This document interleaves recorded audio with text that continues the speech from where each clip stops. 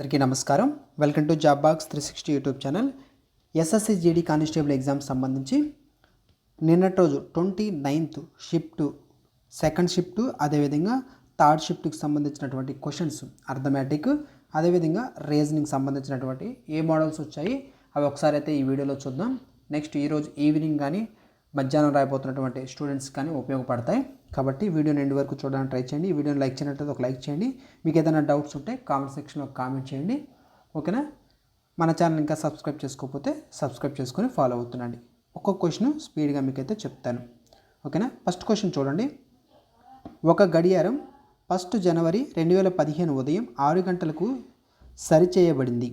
అది ప్రతి గంటకు 10 సెకండ్లు వెనకబడుతుంటే 2 జనవరి 2015 ఉదయం 6 గంటలకు ఆ గడియారం చూపే సమయం ఎంత? ఆల్రెడీ ఈ మోడల్ అనేది మనం చూసాం.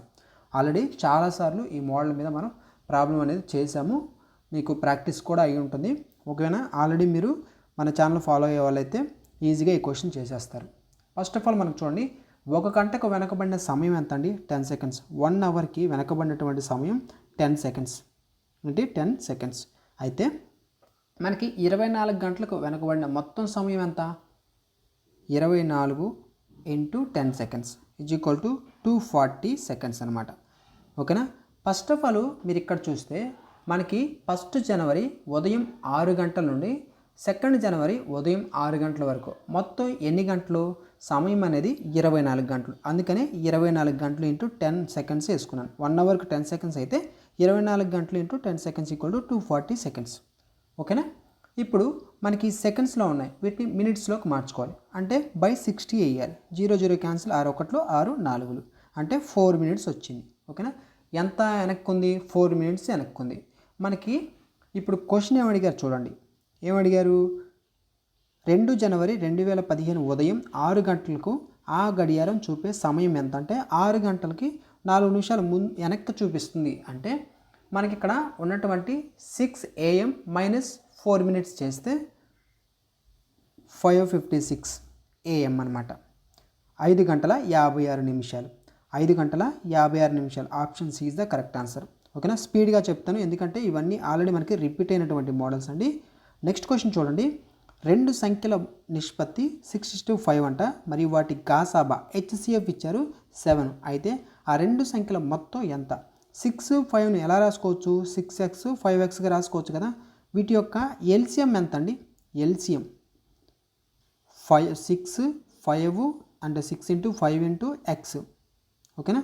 ఎల్సిఎం. అదే హెచ్సిఎఫ్ ఎంత? మనకి కామన్గా ఏముంది? x ఉంది. So x is the HCF. ఇప్పుడు మనకి హెచ్సిఎఫ్ ఎంత ఇచ్చారు? 7 ఇచ్చారు. ఇక్కడ హెచ్సిఎఫ్ ఏంటి? x. అంటే x = 7. ఏంటి? x = 7. ఇప్పుడు 6x 5x కాబట్టి 6 × 7 ఎంత? 6 7 42. నెక్స్ట్ 5 7 ఎంత? 35. ఓకేనా? ఈ 2 నెంబర్స్ వచ్చాయి. ఇప్పుడు ఏమన్నారు? ఆ 2 సంఖ్యలు మొత్తం ఎంత అంటే ఈ 2 ప్లస్ చేయాలి. 42 ఒక 35, 42 ఒక 5 ఎంత? 47 ఒక 3 77. 77. Option A is the correct answer. ఓకేనా? నెక్స్ట్ క్వశ్చన్ ఏజెస్కి సంబంధించిన క్వశ్చన్ అండి ఇది. తండ్రి మరియు కొడుకుల వయసులో మొత్తం 84 సంవత్సరాలంట. 4 ఏళ్ల క్రితం అంటే 4 ఇయర్స్ బ్యాక్ వారి వయసుల నిష్పత్తి ఇచ్చారు 3:1 అనేది ఇచ్చారు. అయితే ప్రస్తుతం ఉన్న వయసులకు 2 ఏళ్ల తర్వాత వారి వయసుల వరుసగా ఎంత? ఇద్దరు వయసులు 2 ఏళ్ల తర్వాత ఎంత అనేది కనుక్కోవాలి. మనకి ఇక్కడ 4 ఏళ్ల క్రితం వారి వయసుల నిష్పత్తి ఇచ్చారు 3:4. ఇది ఇంపార్టెంట్. మనకి మొత్తం ఏజ్ ఇచ్చారు వాళ్ళిద్దరి 84. ఇదేంటి? Present age. ఏంటి? ప్రజెంట్ వాళ్ళిద్దరి యొక్క ఏజ్ 84 వాళ్ళిద్దరిది మొత్తం. అయితే 4 ఇయర్స్ బ్యాక్ 3:1 అంటే మనకి 4 ఇయర్స్ బ్యాక్ అంటే ఏంది? ఒక తండ్రి వయసు 4 సంవత్సరాలు తగ్గుతుంది, కొడుకు వయసు 4 సంవత్సరాలు తగ్గుతుంది. అంటే మొత్తం 84 నుంచి 8 సంవత్సరాలు అనేది తీసేయాలి. ఓకేనా? ఎందుకంటే కొడుకువి 4 సంవత్సరాలు, తండ్రివి 4 సంవత్సరాలు. తీసేస్తే ఎంత వస్తుంది? 76 అనేది వస్తుంది. ఈ 76 దేనికి సమానం? 4 ఇయర్స్ బ్యాక్ 3:1 అన్నారు కదా, దీనికి సమానం. 3 + 1 ఎంత? 4x. ఇప్పుడు 4 1లు, ఇక్కడ 4 1లు, తర్వాత 36, 4 9. అంటే x అనేది 19. ఓకేనా? అప్పుడు 4 ఇయర్స్ బ్యాక్ 3:1 అంటే 3x 1x అనుకోండి. 3 × 19 3 19 ఎంత? ఇక్కడ రాస్తున్నాను చూడండి. 3 × 19 ఈజ్ ఈక్వల్ టు ఎంత 57. నెక్స్ట్ మనకి ఇక్కడ 1 ఉంది, 1x అంటే 1 × 19 ఈజ్ ఈక్వల్ టు 19. ఓకేనా. 4 సంవత్సరాల క్రితం 57, అదేవిధంగా 19 ఈ ఏజెస్ ఉన్నాయి వాళ్ళకి ఇద్దరికి. ఓకేనా. అయితే ఇక్కడ క్వశ్చన్ ఏంటి, 2 ఏళ్ల తర్వాత అన్నారు, అంటే 4 ఇయర్స్ బ్యాక్, ఆ 4 ఇయర్స్ ప్లస్ 2 ఏళ్ల తర్వాత మొత్తం ఎంత 6 ఇయర్స్ని యాడ్ చేయాలి దీనికి, అంతే కదా. 57 + 6 19 + 6 చేస్తే ఆన్సర్ అనేది వస్తుంది. 57 + 6 అంటే 63. 63 ఎన్ని ఉన్నాయి ఆప్షన్స్ ఇక్కడ చూడండి, ఒకే ఒక ఆప్షన్ ఉంది, ఆన్సర్ అదే అవుతుంది. రిమైనింగ్ కూడా చూడండి, 19 + 6 అంటే 25. ఓకేనా. 63 25 option C is the correct answer.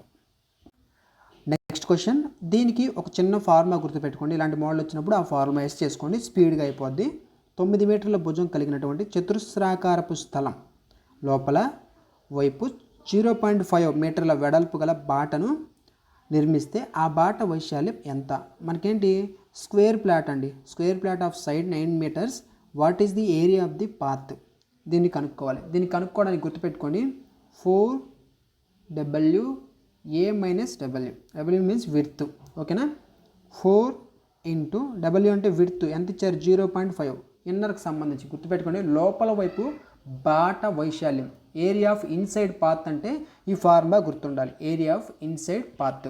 4 × W అంటే ఏంటి 0.5.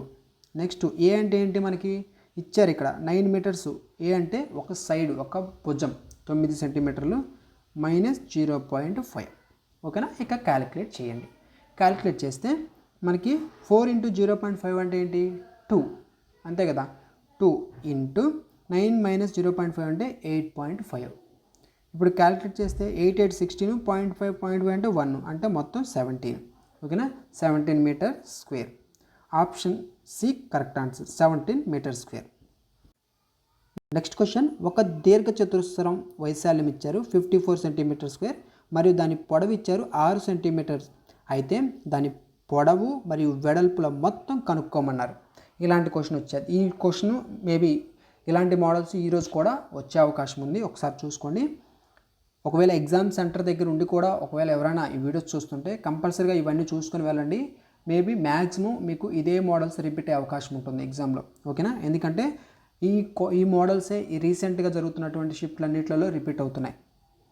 ఇక్కడ మనకి దీర్ఘచతురస్రం వైశాల్యం 54 అన్నారు, అంటే L × B, అదే కదా ఏరియా ఫార్ములా. దీర్ఘచతురస్రం రెక్టాంగులర్కి ఏరియా ఫార్ములా L × B.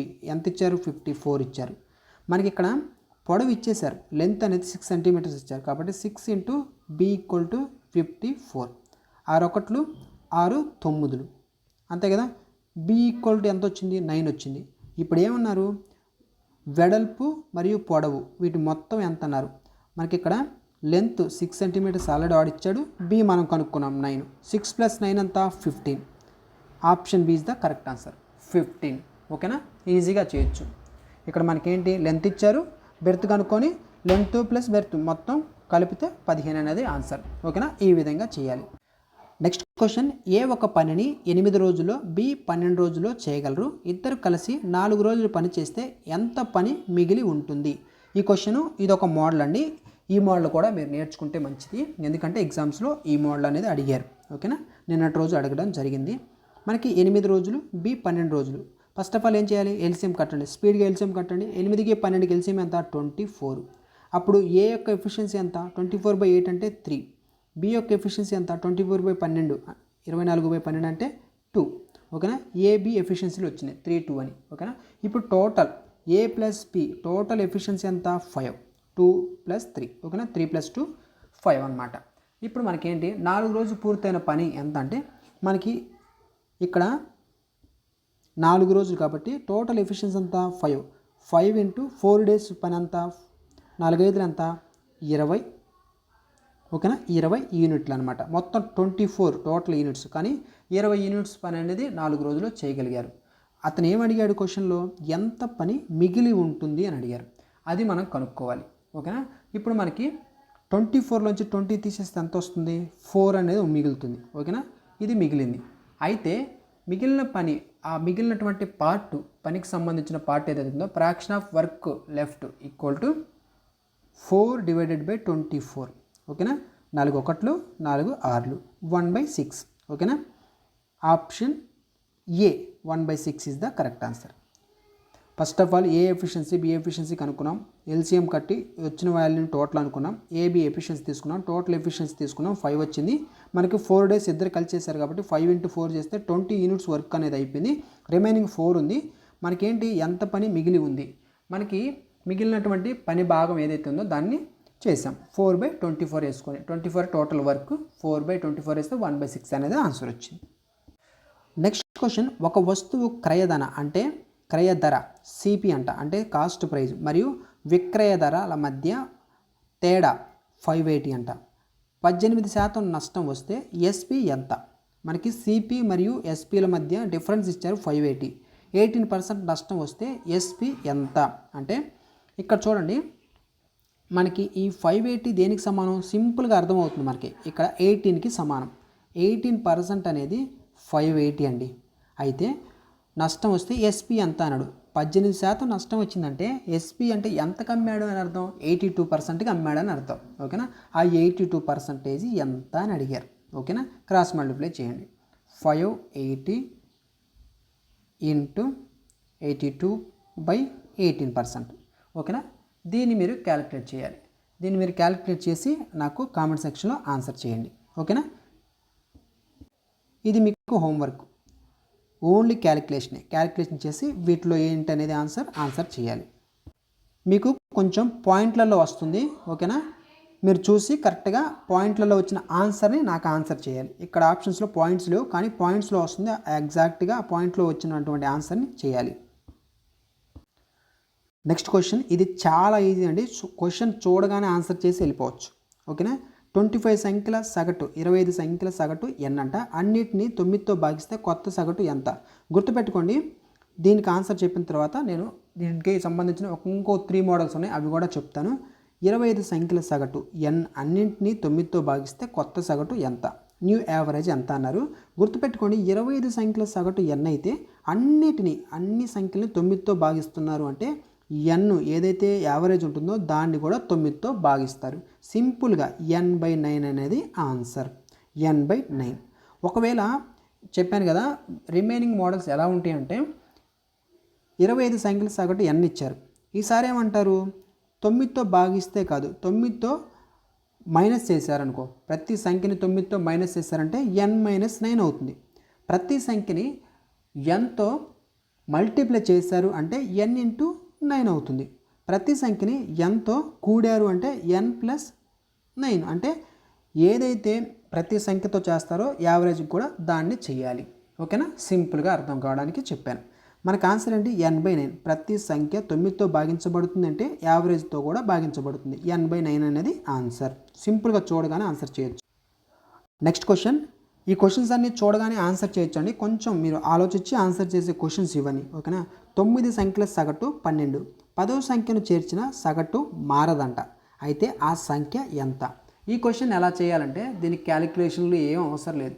ఎందుకంటే మనకి కొత్త సగటును చేర్చిన తర్వాత కూడా యావరేజ్ అనేది మారలేదు అంటే చేర్చబడినటువంటి ఏదైతే న్యూ నెంబర్ ఉందో, కొత్త సంఖ్య ఉందో, ఆ సంఖ్య ఖచ్చితంగా పాత యావరేజ్, పాత సగటుకు సమానంగా ఉంటుంది అని అర్థం ఓకేనా. పాత సగటుకి సమానంగా ఉంటుందని అర్థం. అంటే పాత సగటు ఎంత? మనకి 12 ఇచ్చారు. అయితే ఆ 10వ సంఖ్య, ఆ 10వ నెంబర్ అనేది ఏంటి అంటే 12. సింపుల్గా ఆన్సర్ ఏంటంటే 12. Option B is the correct answer ఓకేనా. దీనికి క్యాలిక్యులేషన్ అసలు అవసరం లేదు. ఇది చూడండి, 3, 9, 12, 15లతో పూర్తిగా భాగించబడే అతి చిన్న సంఖ్య ఏది? మనకి ఎల్సిఎం కనుక్కోమన్నారు. ఇలాంటి నెంబర్ ఇచ్చినప్పుడు బేసిక్ మెథడ్ కూడా మీకు తెలియాలి. ఫస్ట్ ఆఫ్ ఆల్ ఇంతవరకు మీకు ఏంటంటే డైరెక్ట్గా పెద్ద వాల్యూ తీసుకొని దాన్ని డబుల్ చేసుకుంటూ అన్నిట్లలో పోతుందో చూసుకోవాలి అని చెప్పాను. ఈ బేసిక్ మెథడ్ కూడా ఒకసారి చెప్తాను, మీకు బేసిక్ మెథడ్ కూడా అర్థమవుతుంది. ఫస్ట్ 3, 9, 12, 15 ఇలా పెద్ద నెంబర్లు ఇచ్చినప్పుడు బేసిక్ మెథడ్ ఒకసారి ట్రై చేయండి. ఇప్పుడు ఫస్ట్ ప్రతిదాన్ని 3తో చేస్తున్నాను. 3 1లు, 3 3లు, 3 4లు, 3 5లు. నెక్స్ట్ మనకి ఇంకా దేంతో అన్న పోయిద్దా? దేంతో పోదు కాబట్టి 3 3లు ఎంత? 9, 4 5లు ఎంత? 20, 29లు 180. ఎల్సిఎం ఎంత? 180. Option C is the correct answer. ఇలా కూడా చేయొచ్చు ఓకేనా. ఇంకొక క్వశ్చన్ మీకు హోంవర్క్ ఇస్తాను, అది కూడా మీరు ట్రై చేయండి. అది కూడా నిన్నటి రోజు ఎగ్జామ్లో వచ్చింది. అదేంటంటే 1800 సంవత్సరంలో మనకి ఫిబ్రవరి, అదేవిధంగా జూలై చూసుకోండి, ఫిబ్రవరి జూలై, తర్వాత సెప్టెంబర్ అండ్ నవంబర్, ఈ నెలల్లో ఫిబ్రవరి జూలై సెప్టెంబర్ నవంబర్ నెలలు మొత్తం కలిపి ఎన్ని రోజులు ఉంటాయి? క్వశ్చన్ ఇది. 1800 సంవత్సరంలో ఫిబ్రవరి జూలై సెప్టెంబర్ నవంబర్ ఈ మంత్లకు సంబంధించిన మొత్తం డేస్ని కలిపితే ఎన్ని రోజులు ఉంటాయి? ఆన్సర్ అనేది మీరు చేయాలి. ఆప్షన్స్లో ఏం లేవు, క్వశ్చన్ అనేది మీకు చెప్పాను, దీన్ని బట్టి మీరు ఆన్సర్ చేయాలి. ఇంకొకసారి చెప్తాను. 1800 సంవత్సరంలో ఫిబ్రవరి జూలై సెప్టెంబర్ నవంబర్ నెలలు మొత్తం కూడితే ఎన్ని రోజులు ఉంటాయి? దీనికి కూడా ఆన్సర్ చేయండి. ఈరోజు మార్నింగ్ షిఫ్ట్ రాస్తున్న స్టూడెంట్, అంటే ఆల్రెడీ మార్నింగ్ షిఫ్ట్ అయిపోయి ఉంటుంది. స్టూడెంట్స్ ఎవరైతే ఆ ఎగ్జామ్ రాసి వచ్చి ఈ వీడియో చూస్తున్నారో ఒకసారి ఈ వీడియోలో కూడా మీరు ఆ క్వశ్చన్స్ ఏవైతే మీకు గుర్తున్నవి కంపల్సరీగా కామెంట్ సెక్షన్లో రాయండి.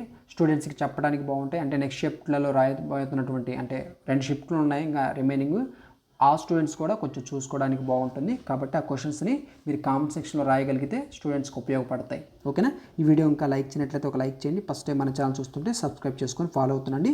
మన ఛానల్లో ఆర్ఆర్బి ఎన్టీపీసీకి సంబంధించినటువంటి అండర్ గ్రాడ్యుయేట్ ఎగ్జామ్ ఏదైతే ఉందో దానికి సంబంధించి అర్థమెటిక్, రీజనింగ్, జీకే మీకు ఫుల్ అనాలిసిస్ చేసినటువంటి టాపిక్స్ని అందించబోతున్నాం. ఒకవేళ ఎగ్జామ్స్కి ఆ ఎగ్జామ్ కూడా ఎవరైనా రాయబోతున్న స్టూడెంట్స్ మన ఛానల్లో ఉంటే చూస్తున్నట్లయితే ఒకసారి మన ఛానల్ సబ్స్క్రైబ్ చేసుకొని ఫాలో అవుతుండండి. చెక్ చేస్తూ ఉండండి ప్రతిరోజు మీకు ఎన్టీపీసీకి సంబంధించినటువంటి వీడియోస్ కూడా వస్తూ ఉంటాయి. ఓకేనా. Thanks for watching.